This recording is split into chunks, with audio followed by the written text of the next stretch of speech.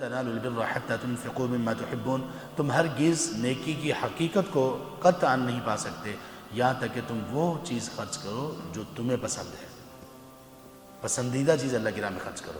جب یہ آیت نازل ہوئی تو ابو طلحہ رضی اللہ عنہ نبی صلی اللہ علیہ وسلم کے پاس آئے، کہنے لگے اللہ کے رسول، اللہ تعالیٰ ہم سے ہماری پسندیدہ چیز خرچ کرنا چاہتے ہیں۔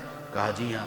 کہا اللہ کے رسول یہ بیرحا نامی ایک ان کا باغ تھا، مدینہ میں بہترین اور عمدہ ترین جو باغات تھے یہ باغ ان میں سر فہرست تھا، اور یہ مسجد نبوی کے سامنے تھا، اور اس میں نبی صلی اللہ علیہ وسلم کبھی کبھی تشریف لایا کرتے تھے۔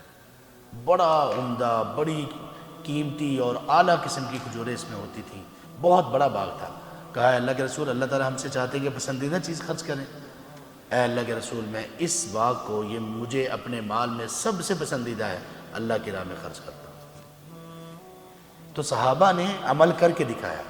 کوئی شخص تب تک ہدایت یافتہ نہیں ہو سکتا جب تک کہ وہ اللہ کے قرآن کو اور نبی صلی اللہ علیہ وسلم کے فرمان کو صحابہ کے ایمان اور ان کے عمل اور ان کی زندگی میں سے تلاش نہ کرے اور ان کی مطابقت میں قرآن اور حدیث کو نہ مانے، تب تک وہ بندہ ہدایت یافتہ نہیں ہو سکتا۔ یہ شان ہے ان لوگوں کی۔